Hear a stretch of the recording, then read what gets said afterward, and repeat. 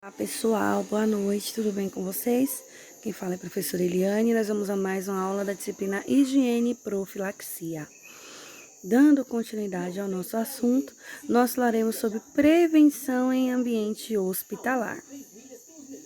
Gente, olhem só, o hospital é um lugar indicado, preparado, adequado para que se preste o cuidado e assistência de enfermagem, Dentro do hospital, no ambiente hospitalar, o enfermeiro e o técnico é que são responsáveis pela assistência ao paciente, tá?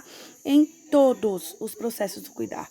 Então, higiene e conforto é função da enfermagem, administração de medicação é função da enfermagem, assistência em urgência e emergência é função da enfermagem, acolhimento é função da enfermagem, o cuidado total é função da enfermagem, tá?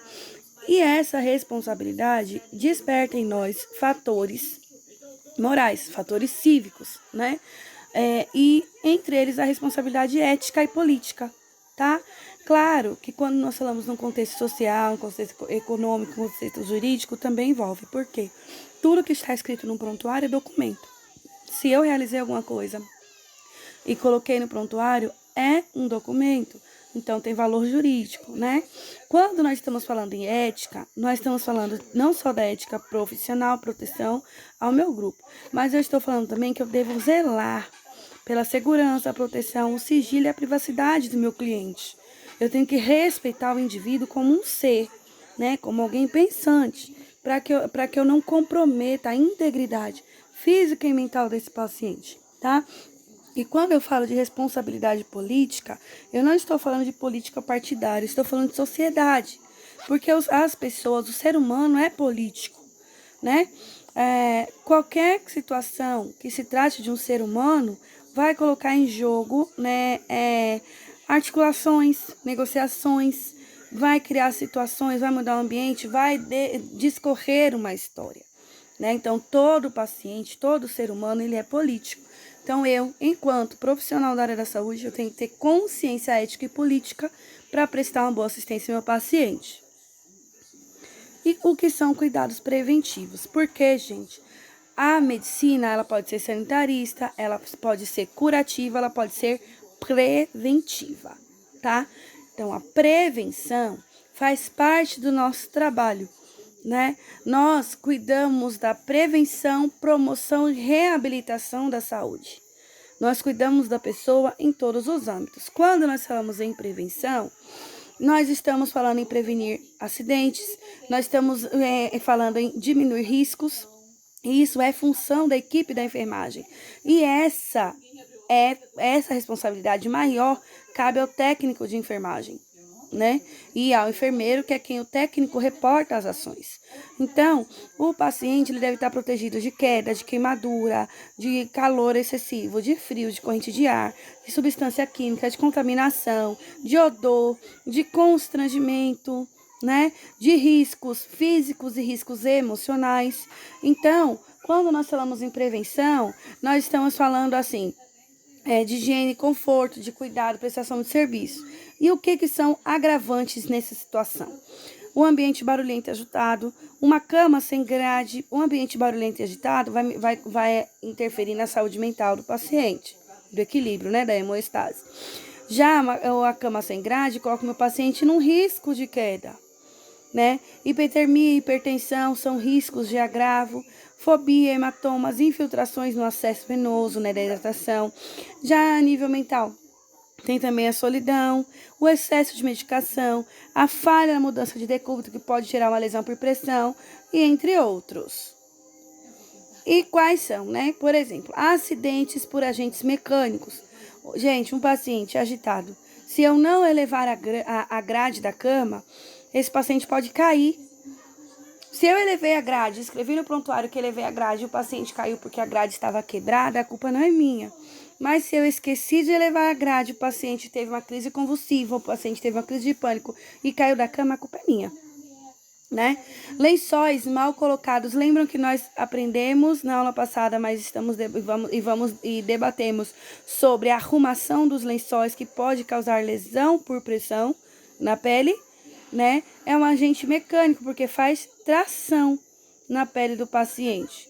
Né? Toalhas e campos, né? Lençóis e compressas deixadas em lugares inadequados, eles podem ser utilizados como item de suicídio. Ou o paciente pode ter um sufocamento acidental. E isso também seria culpa minha enquanto profissional da enfermagem. Acidentes por agentes físicos, tá? Gente, pode acontecer de várias formas. Uma explosão, um incêndio num hospital seria uma tragédia, é uma tragédia. Então, acompanhantes fumam em ambientes escondidos, um paciente ele pode fumar e dormir e e pegar fogo, né? Então, nós temos um curto-circuito também pode acontecer, um celular pode explodir, um fio desencapado. Então, nós devemos observar para proteger o nosso paciente e notificar o setor responsável.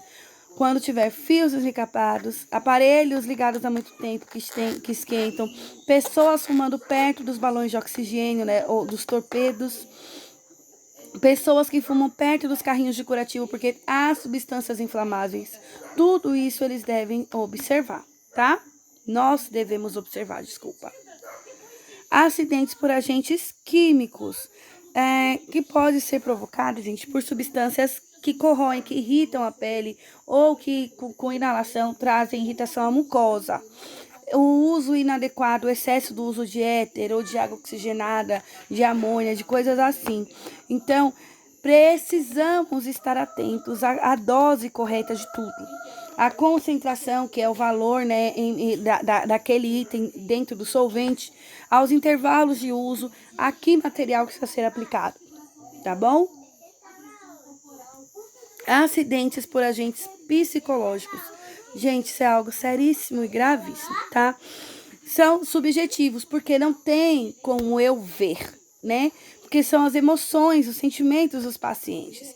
E os danos emocionais, eles nascem na comunicação ou na falha da comunicação. E quando alguém é agredido com palavra, com gesto, com atitude, isso desenvolve uma violência psicológica. Né? Então, nós devemos proteger o paciente da violência psicológica através disso. Quais são as principais causas, né, dos acidentes por agentes psicológicos? Né, os fatores desencadeadores. É eu não parar para ouvir o paciente, eu mentir para o paciente, eu não respeitar a privacidade, a dignidade, a intimidade de um paciente, mesmo de um bebê, que você deve pedir licença até para um bebê para trocar as fraldas dele. Quem dirá um ser idoso, uma pessoa que tem idade para ser seu pai, seu avô, que você vai dar um banho, vai expor a nudez daquele paciente, né? Então, você deve pedir licença, você deve se explicar, você deve tratar a pessoa com a dignidade a qual ele merece. Não deixar que a pessoa se expresse como cidadão, proibir, por exemplo, de assistir TV, proibir de usar as próprias roupas e proibir de estar com a sua família. São agressões psicológicas. E quando nós fazemos isso, quando nós impomos isso ao nosso paciente, a não ser um paciente que está em isolamento por uma doença infectocontagiosa ou um paciente entubado na UTI, ele tem direito sim ao convívio com a família. Além disso, o técnico e o enfermeiro devem se atentar para as expressões corporais, pois o Elton Pauk diz que o corpo fala sem dizer com uma palavra. Ou seja, gente, as expressões faciais, as expressões corporais dizem muito a seu respeito. Então, um gesto brusco, uma forma de olhar, uma frase mal colocada, associada a uma postura inadequada, pode gerar um dano muito grave ao paciente, né? Tristeza, medo, insegurança, desconfiança, depressão e assim por diante. Acidentes por agentes biológicos, tá? Esses acidentes, eles vão aí adentrar a questão de prevenção e controle da infecção hospitalar e principalmente das doenças sexualmente transmissíveis. Porque você, enquanto profissional, você se contaminando com o sangue de uma pessoa, você está exposto ao risco de hepatite C, ao risco de HIV e outras doenças assim, tá? Algumas delas podem ser transmitidas pelo toque, pela sujeira das mãos. Outras, por objetos íntimos de uso dos pacientes. Por roupas maltratadas, aí tem a transferência de vírus, né? Por ambientes tratados inadequadamente, também a proliferação de vírus e bactérias pelo o corpo através das relações sexuais, por seringas contaminadas pelo ar, pelo aparelho também, por respiradores ou aspiradores, pelo acúmulo de secreção. E o que nós vamos debater durante a nossa aula, gente, para ficar mais legal o nosso assunto? Pesquise ou apresente casos em que o paciente ou foi colocado em risco, em que o paciente pode estar em risco ou foi colocado em risco. Pesquise uma notícia na internet, conte um caso que aconteceu com você. Analise essa situação e desenvolva um plano de como isso poderia ser evitado, esse risco. Coloque-se na situação e avalie a assistência de enfermagem na prevenção em ambiente hospitalar.